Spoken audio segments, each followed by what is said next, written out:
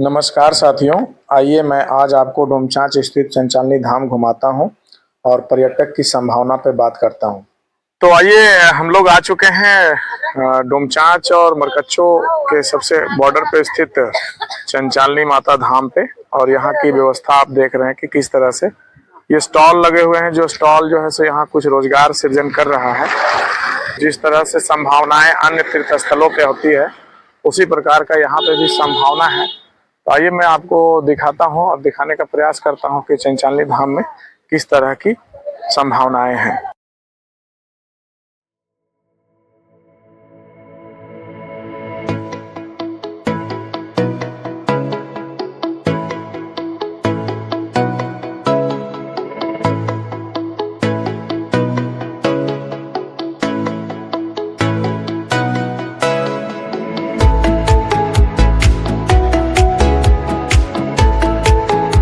ये सुंदर दृश्य जो है तो लगातार देखिए कितना मनोरम दृश्य है। जैसे कि लगता है कि जैसे वैष्णो देवी हम लोग जा रहे हैं और वैष्णो देवी का छोटा स्वरूप यहाँ पे है मां चंचालनी धाम में। आइए इसी प्रकार से मैं आपको दिखाता चलूंगा। ये सारा जो है सुंदर दृश्य पर्यटक में जो अपार संभावना है उसको दिखा रहा है।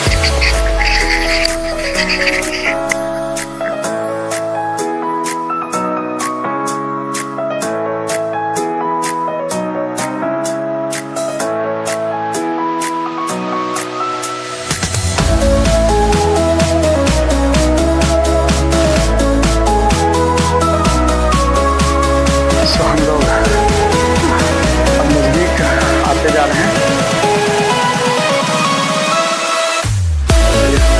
ये चढ़ने का पुराना व्यवस्था था, लोहे का सीढ़ी, और अब इसके बगल में जो है ये पक्का सीमेंटेड सीढ़ी का निर्माण हुआ है। कुछ चीज़ें सुधरी हैं, लेकिन अभी बहुत कुछ होना यहाँ पर बाकी है। ये जो ऊंचाई है पहाड़ का, इसको अभी चढ़ना है।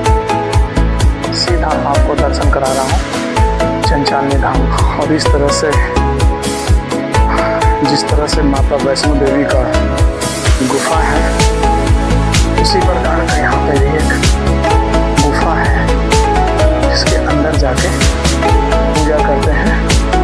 और कई प्रकार के सिद्धि की कामना करने वाले भी यहाँ पे आते हैं और पूजा करते हैं। जय माँ चंचालनी।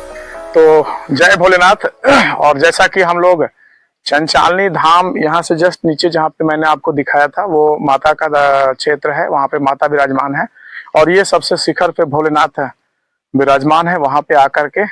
और जिस तरह से आप देख रहे हैं कि कोडरमा जिले में राज्य स्तर का जो टूरिस्ट का संभावना है, ये चारों तरफ का आप थोड़ा सा दिखाएंगे कैमरामैन, इधर से क्या लोकेशन है, मतलब कि कितना सुंदर दृश्य है।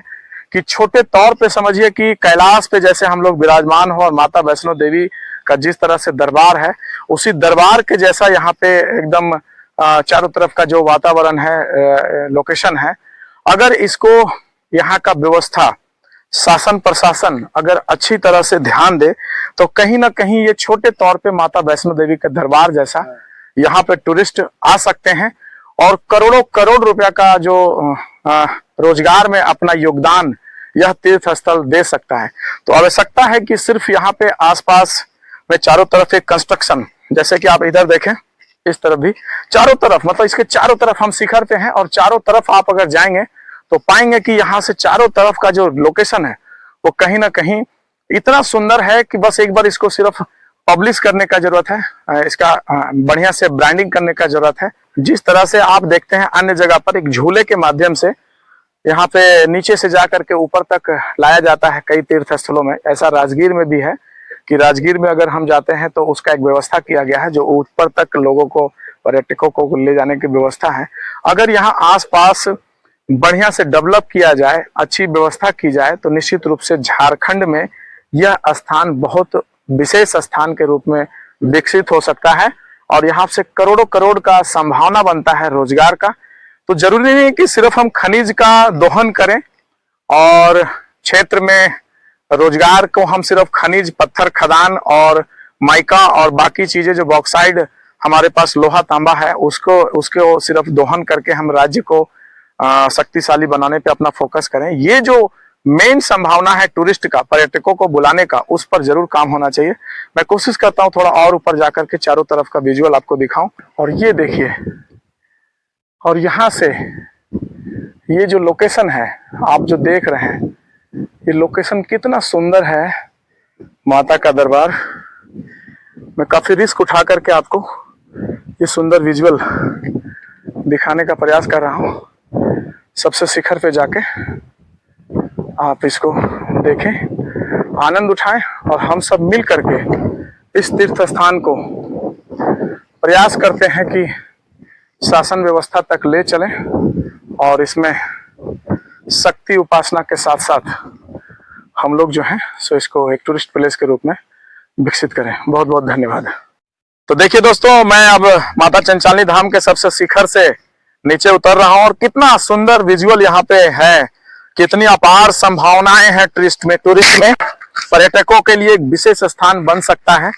बस आवश्यकता है कि जो भी व्यवस्थाएं यहाँ पे हैं, शासन प्रशासन और राज्य और केंद्र दोनों मिल करके अगर अपना योगदान दें तो शायद हमारा क्षेत्र में जो खनिजों का दोहन हो रहा है उस पर निर्भरता कम हो करके कहीं ना कहीं पर्यटकों के माध्यम से हम अपने राज्य को एक अच्छा व्यवस्था दे सकते हैं। तो एक बार चारों तरफ फिर से कितना सुंदर दृश्य है, इसको आप अनुभव शायद कैमरे से कम कर पाए। एक बार जरूर आप जो है इस स्थान पे आए और यहाँ पे आने के बाद आप पाएंगे कि कितना बढ़िया और कितना सुंदर तरीके से यहाँ पे सारी व्यवस्था जो है सो हो सकती है अगर शासन प्रशासन चाहे तो। बहुत बहुत धन्यवाद। डोमचांच से 4 किलोमीटर की दूरी पे स्थित ये नेरो पहाड़, आप उधर से थोड़ा सा आप दिखा दें। एक तरफ उस छोर से लेकर के इस छोर तक जो ये पहाड़ पर्वत है, कई संभावनाओं को अपने बीच समेटे हुए हैं। अब वो संभावनाएं क्या हो सकती है कि एक तो खनिज संसाधन से भरा हुआ है और साथ ही साथ यहाँ पे टूरिस्ट प्लेस के रूप में इसको डेवलप करके झारखंड की अर्थव्यवस्था में इसका विशेष योगदान हो सकता है। लेकिन झारखंड में जो भी सरकारें अभी तक रही है वो सभी सरकारें जो है सो झारखंड को सिर्फ उसके खनिज संपदा को लूटने पे लगी है। उसके सौंदर्य, उसके पर्यटन को बढ़ावा दे करके आर्थिक उपार्जन पे अभी तक किसी सरकार ने विशेष फोकस नहीं किया है। तो इसी चीज को मैं आपको दिखाने के लिए यहाँ पे लाया हूँ कि यहाँ पे आप अगर देखेंगे तो हमारे बगल में 100 किलोमीटर के आसपास में राजगीर है और वो राजगीर भी जो है सो पर्वत जो है इसी ऊंचाई के साथ अगर थे, लेकिन वहां पे पर्यटक जो है सो विश्व स्तर का पर्यटक हो चुका है।